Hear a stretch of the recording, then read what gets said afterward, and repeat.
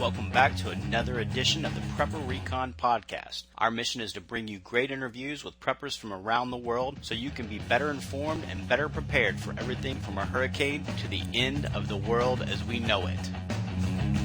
Whether your plan is to bug out or bug in, CampingSurvival.com has all of your preparedness needs, including fish antibiotics, long-term storage food, water filters, bug-out bags, and first aid kits. Use coupon code Prepper Recon for 5% off your entire order at CampingSurvival.com. I put together a compact individual first aid kit, or IFAK, that's perfect for gunshot wounds, car accidents, and other traumatic injuries. It's a MOLLE-compatible pouch in Coyote, ACU, or black. It's equipped with an Israeli battle dressing, quick clot, an Asherman chest seal, nasopharyngeal airway, a TK4 tourniquet, 3 pre-threaded nylon sutures, EMT shears, betadine swabs, steri strips, and lots of extras. It's perfect for your glove box, bug out bag, or home first aid kit. Go to the PrepperRecon.com homepage and click on the IFAK store tab at the top of the page. $99 includes shipping, and this kit could save your life.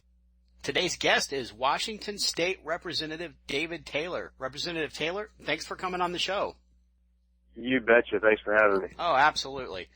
Now, Representative Taylor, can you tell us a little bit about your background and why you decided to get into politics?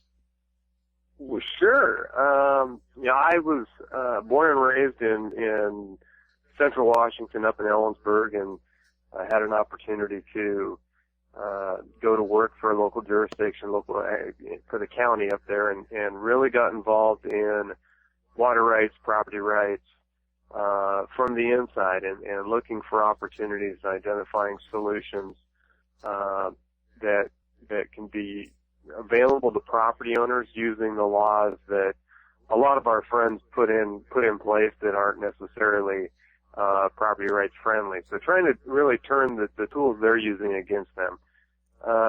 Spent 10 years there and ultimately went into private consulting and helping landowners do much of the same in protecting their property rights and their water rights. And then really kind of fell into politics. The gentleman I replaced became the State Secretary of Agriculture, and I was appointed to replace him, and then ultimately elected, and have been serving in that position since it was 2009 to today. So kind of fell into it, but I'm enjoying it, and it really provides me an opportunity to continue my work on a really bigger scale for protecting property rights, and including water rights. And so you're very well versed with property rights. Can you tell us what you think about what's going on with the Bureau of Land Management down in Nevada? Well, I guess the easiest way to put it is not to be fooled into thinking that this has anything to do with cattle or tortoises. Everything that I've seen in this would indicate this is a land grab. Interestingly, if you look at kind of the history over the last 25 years or so down in Nevada and what's been going on, the Bundy case has a lot of similarities to the Hage case, as it's known, and where Wayne Hage and his family were harassed by the Bureau of Land Management to the point of the Hages going to court and ultimately getting a ruling that the Bureau of Land Management had taken their property, had taken their water rights, and there was an award for several $1 million in a takings case that unfortunately has been subsequently changed. There was a subsequent ruling that essentially got rid of the monetary awards, but it didn't undo, in my opinion, the takings case. In fact, if you get into some of the background on the Hage case, you'll find as recently as last year, a judge in his what I believe to be a historical ruling went so far as to say that the government and the agents entered into a conspiracy, and the judge described it as a literal and intentional conspiracy to deprive the Hages of their property rights. Now, I think most of your listeners would know if this was a ruling against them as a private citizen, they'd be facing jail time. And unfortunately, because it's a governmental body, they're not. And it's one of the things that, we are continuing to look into and work on, as part of a larger coalition of Western states. But the fact of the matter is that in this particular case and in others we've seen around all over the American West, the federal agencies are out of control and doing everything they can do to take people's property. And we've got to put an end to that. And I would hope that in Washington state and in other states we're able, as state legislators, to get laws passed that will protect against that, using the 10th Amendment as the basis. And now, were you able to physically go down to Nevada and participate in the protest? Yeah, Matt, I went down with Representative Matt Shea. We went down, we left Sunday. We were both speaking in Vancouver, Washington the day before, and so we left about a week and a half ago now. Ran down there, drove all night, arrived about 5 a.m. Monday morning, and took part in the press conference on Monday, kind of as a wrap-up, I guess is the best way to put it, for the Bundys, and we were also able to announce the coalition of Western states that has about 20 state representatives from 6 Western states, a few county sheriffs and some county commissioners involved, and it's our hope to use that as the basis to continue the discussion, work with other groups like the American Lands Council to put forward some solutions that local governments can use, county commissioners, county sheriffs, really educate them on the opportunities they have in their position to uphold their oath of office to protect and defend the constitutional rights of their citizens. So what can you tell us about the situation when you left? Is this fight over with for the Patriot movement, or do we still have a lot of ground to take? Oh, we've got plenty of ground to take. I think ultimately the Bundy situation is not over. Now, what form it takes, we'll see. Whether there's a lot of folks out there that have looked at this case and think that, and myself included, the Feds really went at this the wrong direction. They had a court order, fine. But like most court orders, there's other things that they can do as a body, as a governmental entity, that doesn't involve sniper rifles and 200 armed agents. They could have simply put a lien against the property to ultimately get what they feel they were ordered or were covered in the court order. So the way they acted, I think, is a real good indicator that this isn't over, and this, when I say this isn't over, it may not be the Bundys. It may be the Bundy's neighbor. It could be in Idaho or Montana or Wyoming. In fact, we're seeing it happen, very similar circumstance happen in New Mexico and Texas right now. So I think this is just the tip of the iceberg, and hopefully the Bundy situation calms it down, and hopefully the fact that the American public stood up for their neighbors in this case really sent a message to the Feds that they need to rethink the way they operate and the way they approach some of this, because quite frankly, I think it's a great indication that the American public is pretty tired of their militaristic techniques for enforcing what the laws they believe they're enforcing. And do you think that the fight's over for the Feds and the BLM? Because Harry Reid referred to the protesters as domestic terrorists. Normally, this type of rhetoric wouldn't really concern me, but now we have the 2012 National Defense Authorization indefinite detention clause on the books. That pretty much means that Reid and his cronies could ship us all off to a CIA black site, and no one would ever hear from us again. Does that concern you?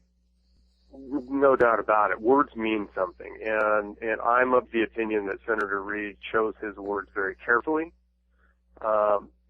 Using the term domestic terrorist add a whole new connotation to what's happening, and quite frankly, add a whole new level of problems for the American public, and you've already hit on it with the NDAA. But we've got Patriot Act. We've got I'm quite certain that if we dig deep enough, we'll find all sorts of other pieces of legislation that just have a very small or nuanced statement in it that suddenly people are going to fall under.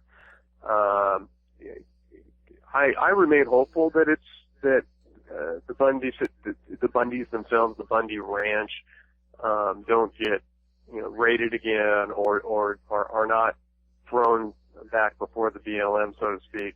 But this isn't over. As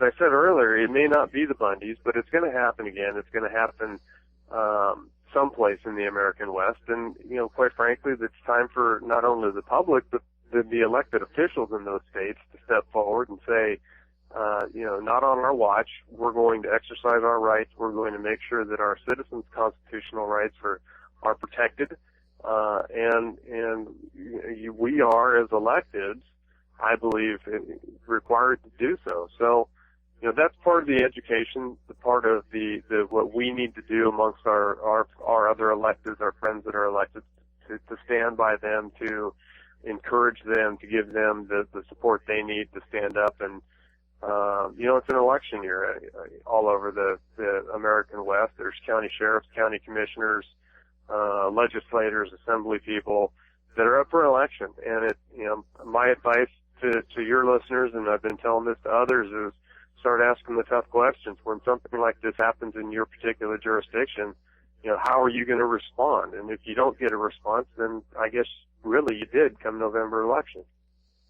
And then as a lands rights expert, do you think that Cliven Bundy has the beneficial use rights that he claims that he has? And do you think that as to your knowledge, does he have the registered rights and the purchased rights that he's claiming that he has the legitimate right to have these cattle on this land? Everything that I've seen would indicate so. There's, as America grew, as we expanded westward in covered wagons in the 1800s, there really two things happened. Number one, when those settlers decided this is where we're going to land, homestead, this is where we're going to be, the first thing they did is they let their livestock get a drink of water.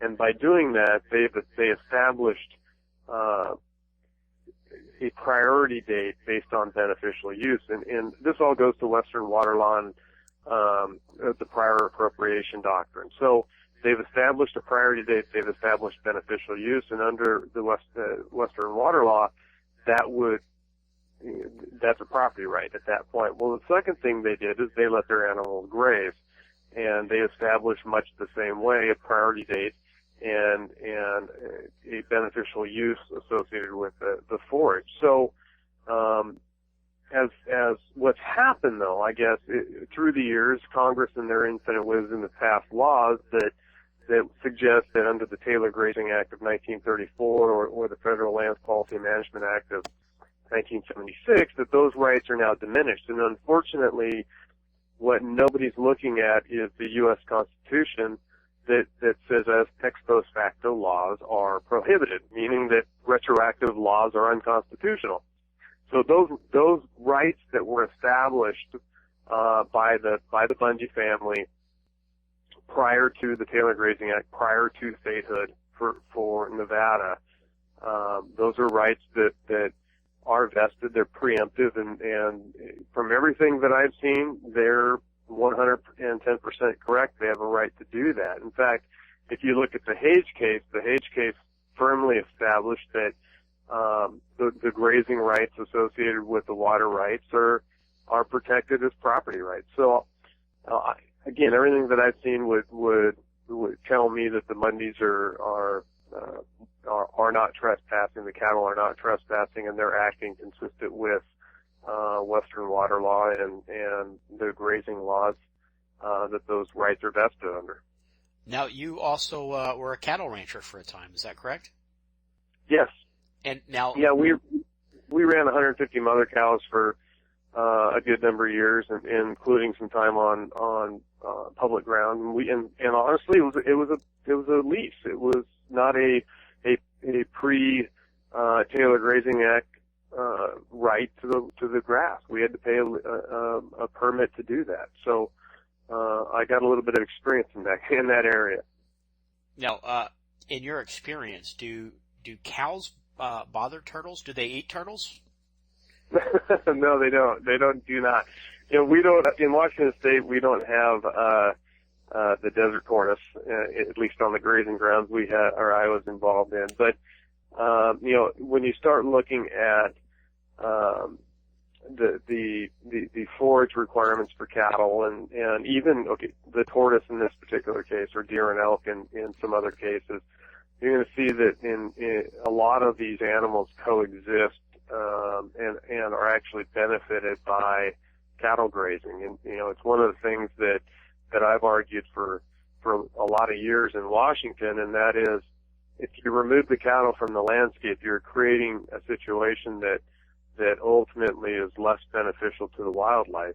Deer and elk typically like to eat the fresh growth. It's higher in nutrients. It's better for them, and you get that when you've got animals in front of them grazing. There's an ongoing issue up in Kittitas County with a landowner that's got elk trespassing on their property and eating range grass that is actually headed to court here real soon, involving state agencies and the landowner. And it's an unfortunate situation that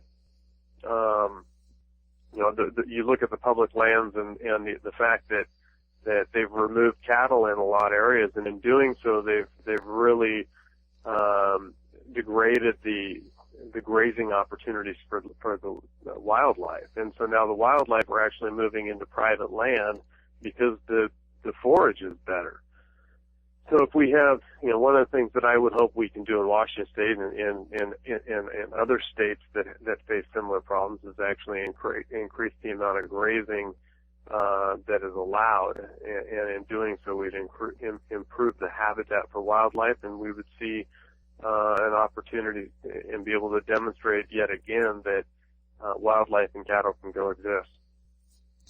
And I only know what I've read in biology, but it was my impression that grazing animals actually invigorate an ecosystem, especially one with poor soil, such as a desert, so that technically they should be fertilizing the poor soil to where there's going to be more choices for the turtle to eat. Oh, absolutely. It's the natural, the cloven hoof working its way into the ground. It's a natural tilling effect that promotes and encourages growth of the new forage. There's all kinds of information out there that suggests that you remove cattle from the landscape, and what happens is the deer and elk they don't stick around. They look for other opportunities, or the tortoise for other opportunities for better forage. It comes down to what's best for a particular area, a particular piece of property. And unfortunately, what governmental agencies don't do is they don't manage property like private people do. We as landowners in the agricultural community are trying to make a living off the land, and so you manage your property in order to maximize your profit. In other words, if you're grazing it, you're not overgrazing it because you realize that you need the grass next year or later in the year.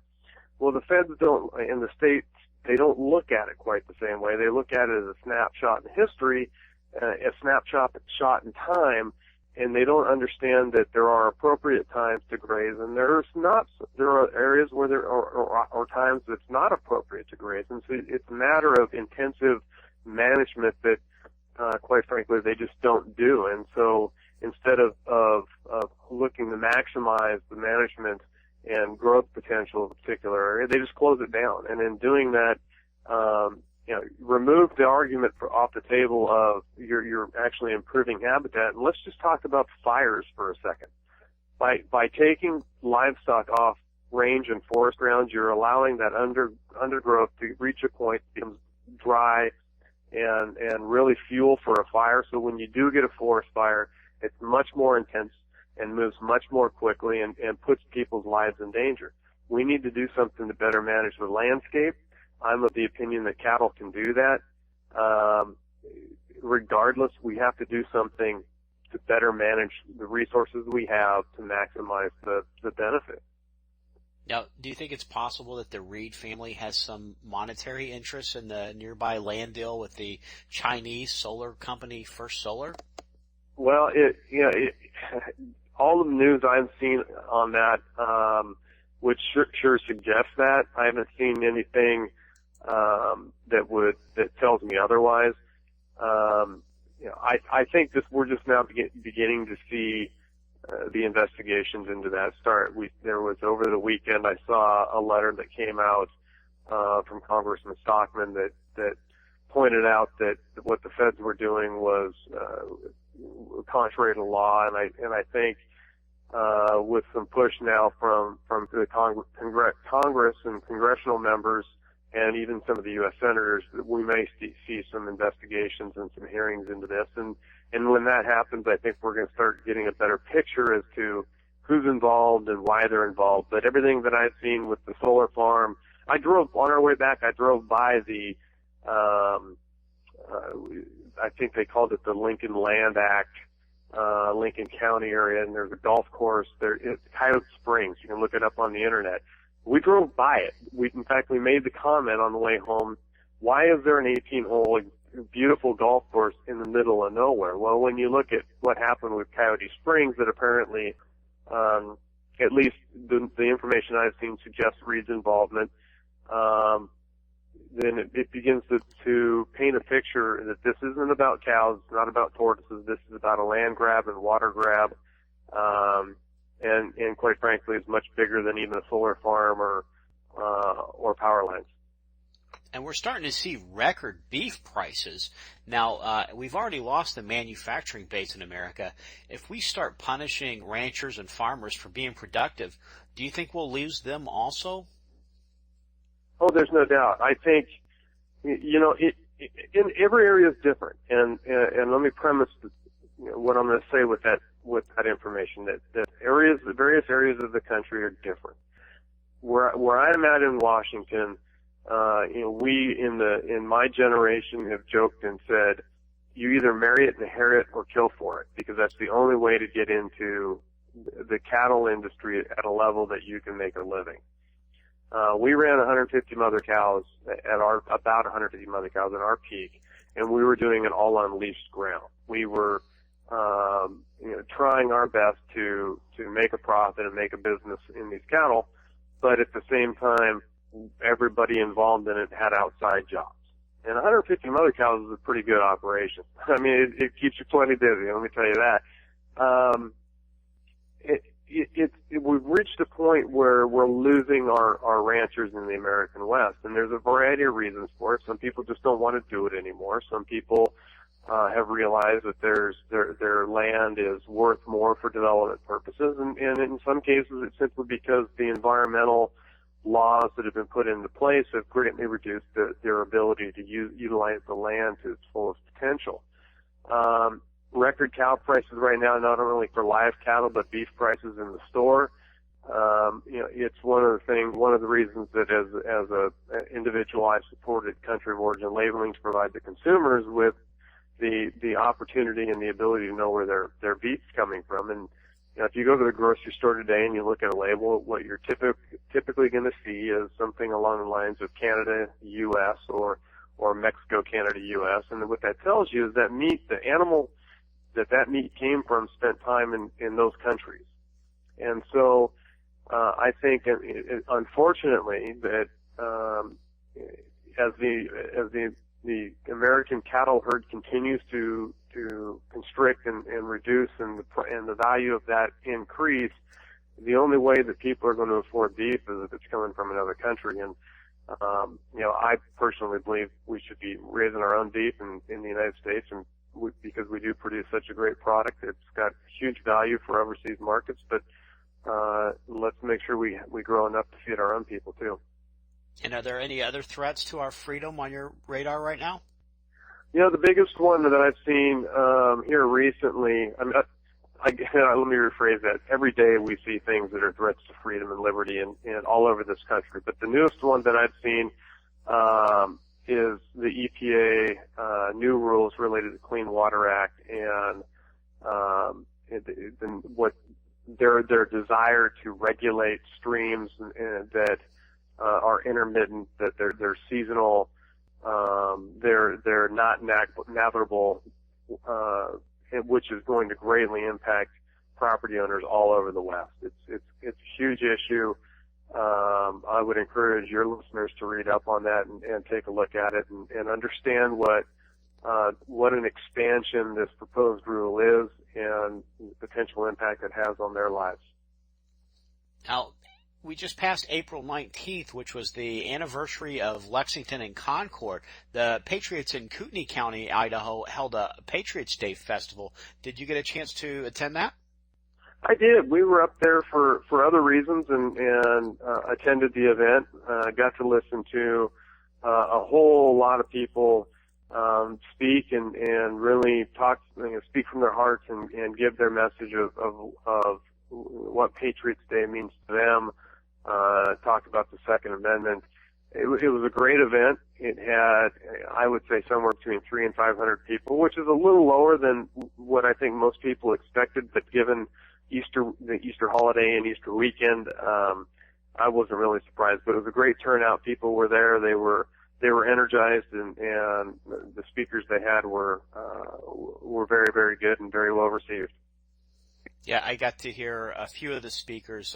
It was rebroadcast through Radio Free Readout, which folks can go over there, radiofreereadout.com, and listen to that from their archives. There was a 15-year-old girl talking about the Second Amendment, and it just sent chills up my arm. She did a great job. She really did. We got to meet that family last year at a different event, and they're just talk about salt of the earth, just wonderful people, believe in the Constitution, believe in freedom and liberty, and that young lady did. She's, as far as I'm concerned, one of the best speakers of the day. Listening to her explain why it's so important to her and what it means to her. It really touched a lot of people's hearts, and it certainly touched mine. I was genuinely impressed with her words.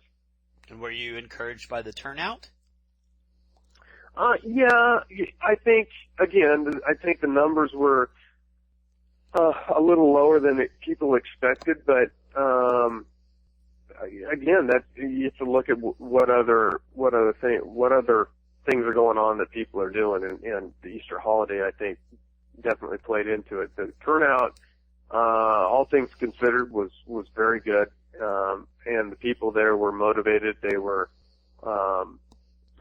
excited to be there and very vocal in their opinions. And anytime I can attend an event like that and see that, I'm encouraged that, regardless of what the mainstream media may say, the Patriot movement's alive and well all across the American West. Now, I know you're good friends with Glenn Tate, and he's a regular guest on the Prepper Recon podcast. Do you think the collapse scenario in his book series is plausible? Oh, absolutely. No doubt. What Glenn puts forward is really a partial collapse. It's not a full collapse, as you would see in a book like Survivors, for example. And I think the more I look at where we're headed as a country, I think that the scenario that Glenn puts forward is definitely something we need to be watching. You start looking at just weird little things that pop up that most people don't think about, and when you start putting them together, it makes you really wonder what's happening. I had a constituent here call me up and tell me right at the end of March that she tried to make a cash deposit into her grandmother's bank account, and the bank wouldn't accept it, which makes absolutely no sense to me. And the only answer she could get from the bank was it's their policy that anybody making a cash deposit into an account has to be on the account.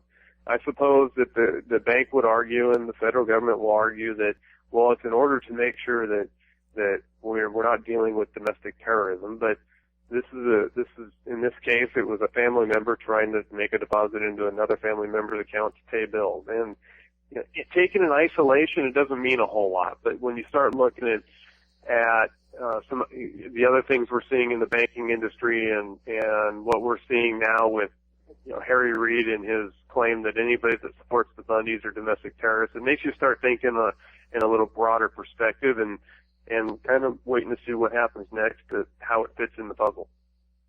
And are there other people inside the Washington state government that you talk to who believe we could see that type of a meltdown? Oh, I think so. I can tell you there's a pretty good number of us, a handful of us, that take a look at it or watching it and think that something may come. And I think it how it's defined by them as individuals is it's going to vary greatly. What a collapse means to them is going to mean different things. But I look at the Washington state government and its budget and the federal government and their budget and everything that's happening right now at that level is not sustainable in my opinion. And the government's answer to everything is, well, if we need more money, we'll increase taxes. And I just don't see that being an opportunity. Number one, people are tired of paying the level of taxes they are, but number two, you've got to be working to pay taxes, and regardless of what the government wants to say, the employment numbers are not as great as they would lead you to believe. They're just not. People are underemployed. The economy is not rebounding to the level that they are claiming that it is, and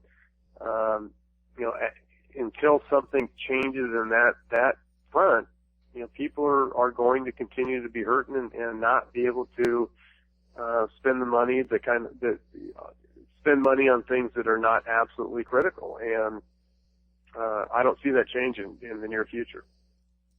And do you think there's some common sense steps that we could take to mitigate that type of a economic crisis? Well, I think there's on two fronts. At the government level, I firmly believe we reduce the size and scope of government. We streamline regulatory rules and regulations. Quite frankly, get government out of people's lives and allow them the opportunity to exercise their freedom and their liberty. We're going to be able to jumpstart the economy.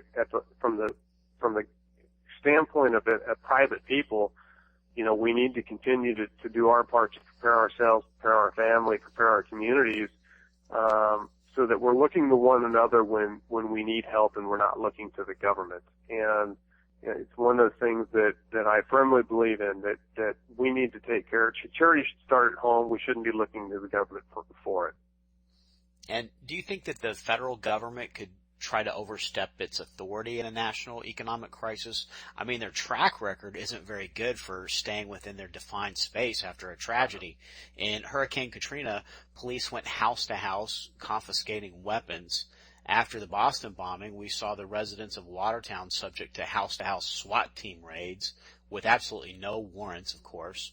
We're still reaping a harvest of absolute tyranny from 9/11. We've had the Patriot Act, 2012 NDAA, Indefinite Detention Clause, PRISM, DHS, TSA, and a multitude of constitutional abominations from that day.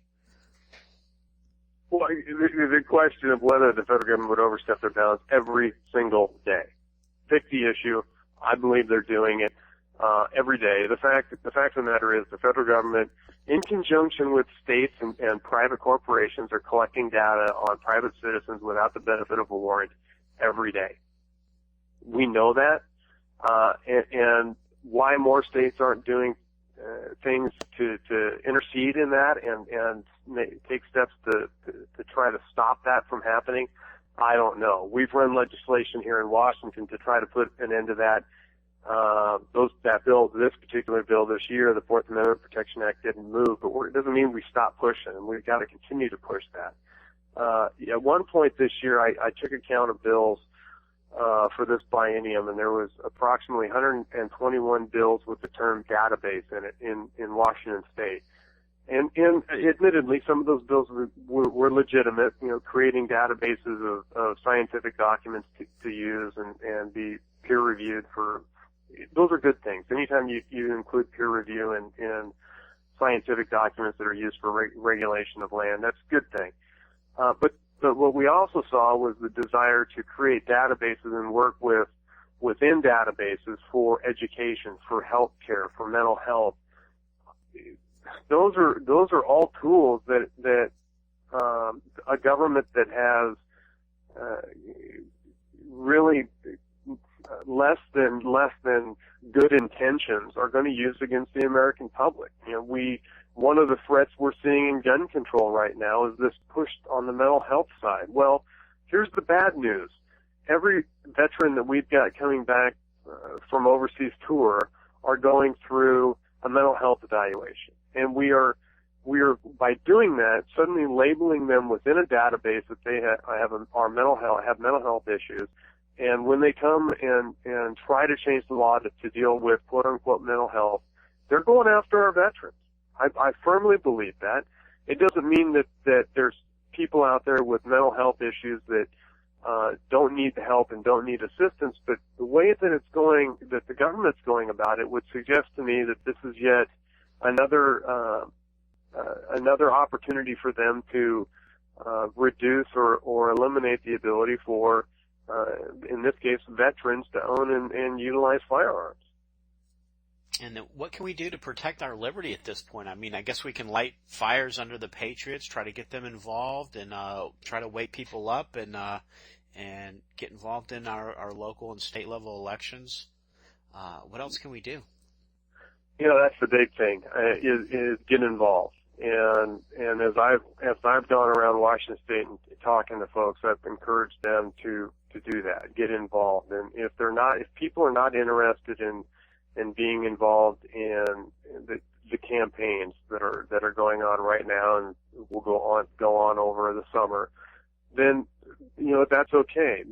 Find something you're interested in, find something that you're passionate about, and become an expert in it, so that when your neighbor or your cousin or your friend needs help, you have the expertise to do so. If you are interested in getting involved in campaigns, do so. Go to work on individual campaigns, go to the forums, talk to people, get the information, and we're at a point in time where we need, this country needs good, strong, constitutionally principled leaders at all levels of government, local government, state government, federal government, and that's how we can change the tide here. When we have county commissioners, county sheriffs standing up and telling the federal government, no, this is not how you're going to operate as far as resource management or law enforcement. State legislators working together to push the transfer of federal lands back to what I believe is the rightful place, and that is with the states. And then at Congress, working, good congressmen and men and women, senators that are working to repeal the Patriot Act, repeal NDAA. We can do that. That's where we're at. We've got to start unwinding the clock, and quite frankly, if the feds aren't going to do it, then you need to start electing state representatives, state senators who will do it through nullification. Well, Representative Taylor, I'm sure I speak for Patriots everywhere when I say thank you for your public service. We certainly need godly leadership that'll stand up for our Christian heritage and the Constitution and our freedom. And thanks so much for taking time to come on the show today. Oh, you bet. Thank you, and thank you for all you're doing. God bless. Hey, Preppers and Patriots. American Meltdown, the long-awaited sequel to American Exit Strategy, is now available in Kindle and paperback. In American Meltdown, Book 2 of the Economic Collapse Chronicles, the new president, Anthony Howe, signs an executive order banning all semi-automatic weapons. Matt, Adam, and Wesley Baer begin training with their local militia for the battle that is coming. Within weeks of the inauguration, the $700 trillion derivatives bubble pops when rates on U.S. debt skyrocket. The derivatives crisis is the final nail in the coffin of the banking system and the death of the fiat currency system in America. With the dollar gone, commerce comes to a screeching halt. While times prove to be tough for all, survival favors the prepared. Get your Kindle or paperback copy of American Meltdown, Book 2 of the Economic Collapse Chronicles on Amazon today.